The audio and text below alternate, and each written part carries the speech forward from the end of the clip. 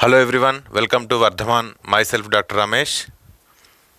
In today's session we are going to discuss about nanomaterials. In that classification, synthesis and applications of nanomaterials. Next we are going to discuss solvothermal synthesis for the synthesis of nanomaterials. In this method, precursors should be in solution state. Whatever the precursors in solution state, we need to heat at high temperature and high pressure.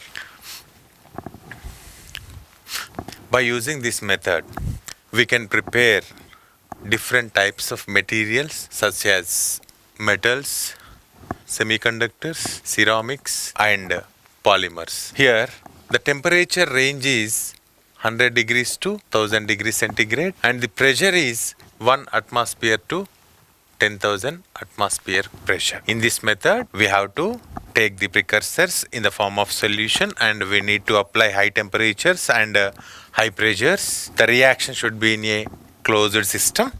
If the solvent is water, then the method is what? Hydrothermal synthesis. By using this process, we can prepare many geometries including thin films, bulk powders, single crystal and nanocrystals.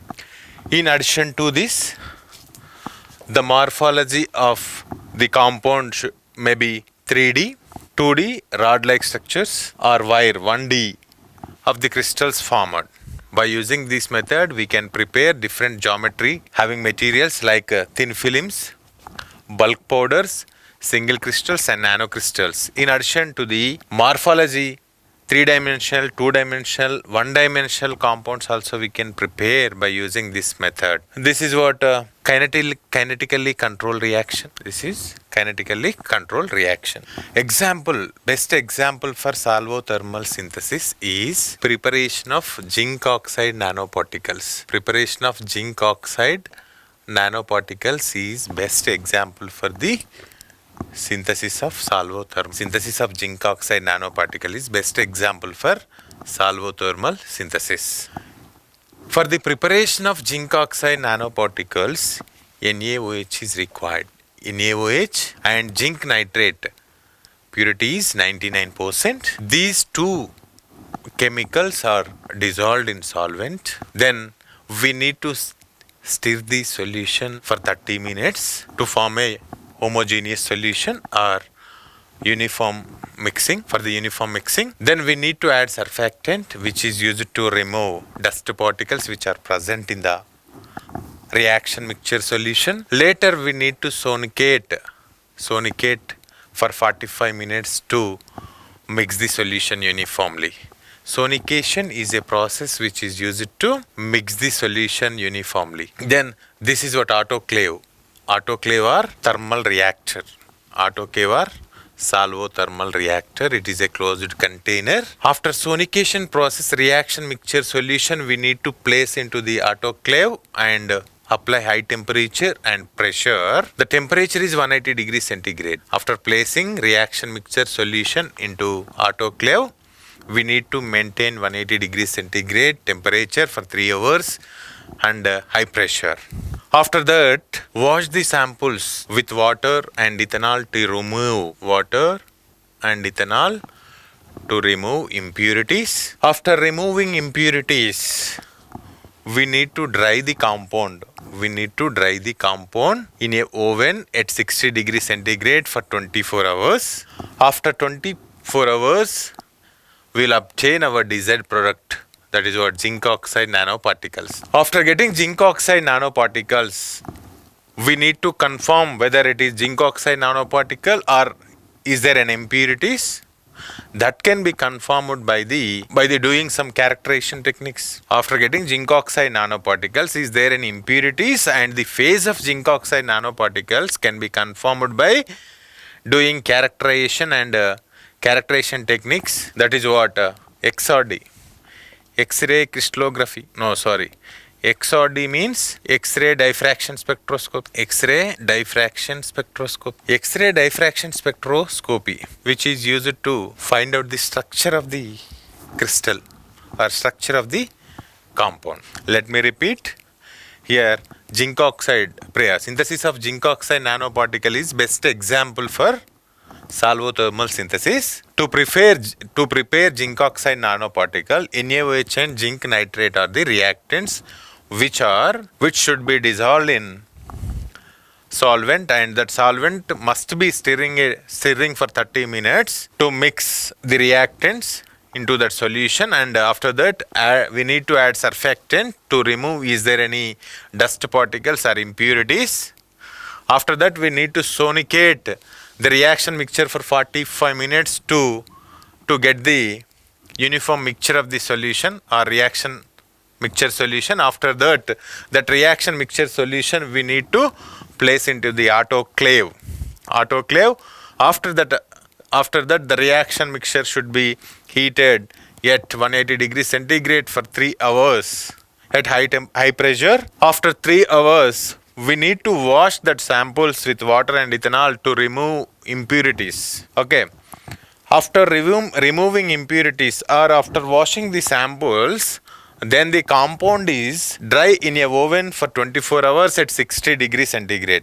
After that, zinc oxide nanoparticles will be obtained. After getting zinc oxide nanoparticles, the phase of zinc oxide nanoparticles is identified by recording some characterization technique, that is what XRD. XRD means X-ray diffraction spectroscopy. This is about solvothermal synthesis. Next one, precipitation method. Precipitation method also used for the synthesis of nanoparticles. In this method involves the precipitation of nano-sized particles within continuous fluid. Example, synthesis of cuprous oxide nanoparticles. Let me repeat. In this method, reactants are placed into a solution. We need to stir that solution to get the precipitate. In this method, we will get the product as a precipitate. After getting the precipitate, we need to filter off the solution or liquid which is present in that reaction mixture. Then that precipitate, whatever the precipitate we got here, we can dry that precipitate to get our desired product. Best example for precipitation method is cuprous oxide nanoparticle synthesis. This is the graphical representation of synthesis of cuprous oxide nanoparticles by using copper sulfate, hydroxylamine hydrochloride, NaOH. These three are the precursors to synthesize cuprous oxide nanoparticles. Here, this is one beaker. In that beaker, copper sulfate is dissolved. In B beaker, hydroxyl ammonium hydrochloride is dissolved. Here, these two reaction mixtures or these two solutions are placed into the other beaker. This is what this mixture contains. What? Solution of copper sulfate and solution of hydroxylamine hydrochloride. To this solution, here we are adding NaOH solution. Okay. In this beaker, reaction takes place between copper sulfate, ammonium, hydroxylamine hydrochloride, NaOH. This beaker is placed in a cold water. After stirring some time, we will get the precipitate of cuprous oxide nanoparticle. After getting this precipitate, we need to wash that precipitate with water, ethanol to remove the chloride content. Then this precipitate is placed into the oven for drying. This is also termed as what? Open drying. This is open drying. After the compound which is dried in the oven, then that compound later it will be dried in the open area. That is what that term is called as open drying, right? Here, whenever precipitate is obtained, after washing the precipitate, we need to place that precipitate into the oven to dry that compound. Later we need to dry that compound in the open. The drying which is happened in open, that is open drying, right? This is what finally we will get cuprous oxide nanoparticles. This is the synthesis of cuprous oxide particles by using copper sulfate, NaOH and hydroxylamine hydrochloride. This is the chemical reaction. This is the chemical reaction which is used to make cuprous oxide nanoparticle synthesis. In this synthesis, the temperature range is 200 to 250 degrees centigrade, right? Temperature range means drying temperature 200 to 250 degrees centigrade, right? Then later that precipitate we need to heat at 300 degrees centigrade in open air. Finally, we will get what? Cuprous oxide nanoparticle, right? This is the chemical reaction which takes place during the synthesis of cuprous oxide nanoparticle. For this synthesis, the precipitate should be heated at 200 to 250 degrees centigrade to remove water and solvent which is present in the precipitate. Then later that precipitate must be heated at 300 degrees centigrade in a open air to dry that compound, right? Finally, we will get the cuprous oxide nanoparticle. Advantages. Here, by this method, sample and this is what simple and rapid method, easy control of particle size, good control on composition. This is easy control of particle size, whereas in sol-gel synthesis there is no controlling of particle size. That is a disadvantage of sol-gel synthesis. But in the case of precipitation method, that is what easy control of particle size. This is the advantage of this method, right? Good control of composition also, right? This is about synthesis of cuprous oxide nanoparticles by using precipitation method. Next one is thermolysis or thermal decomposition. Thermolysis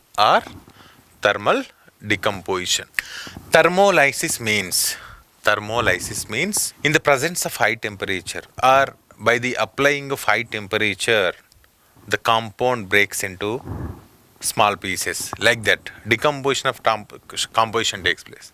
Once again, I will repeat.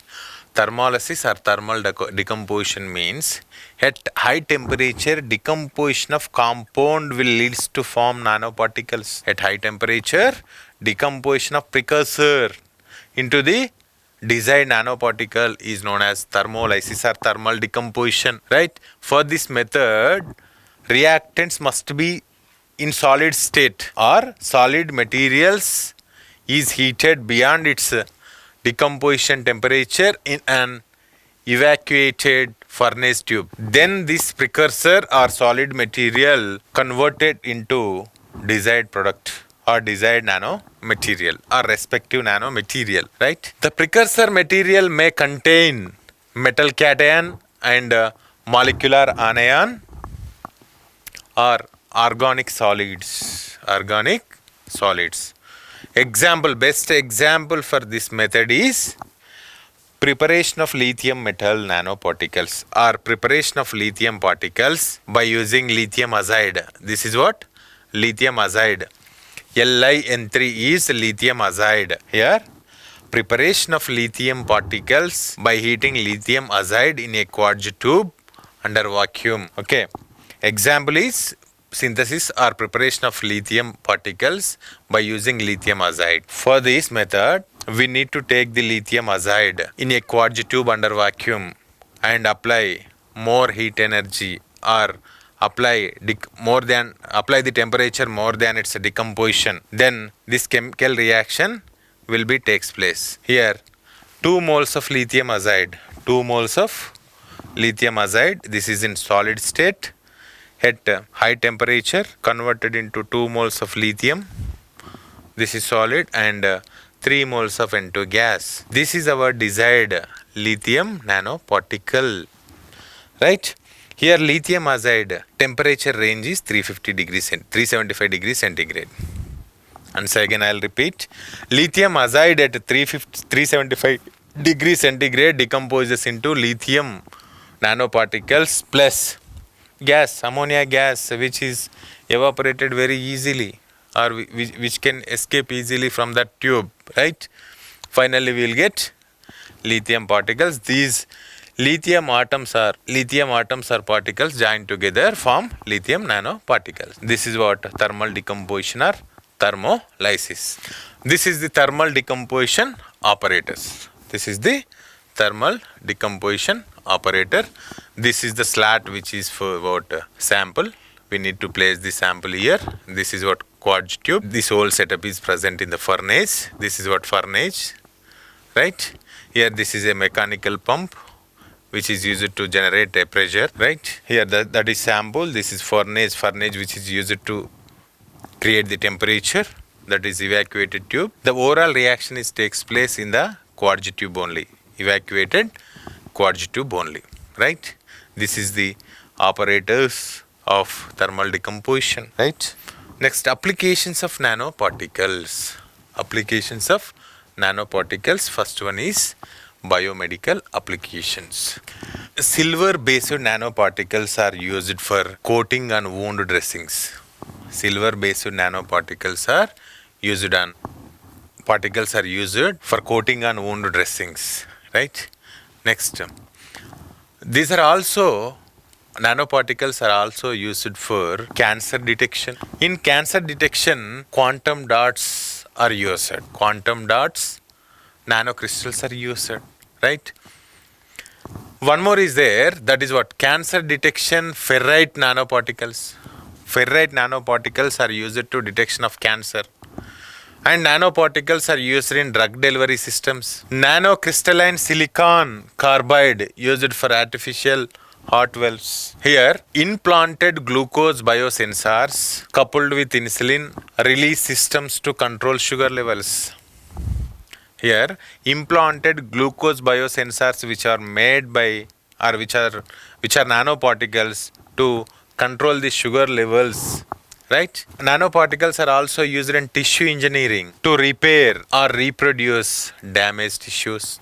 To repair or reproduce damaged tissues, also use nanoparticles. That field is what? Tissue engineering.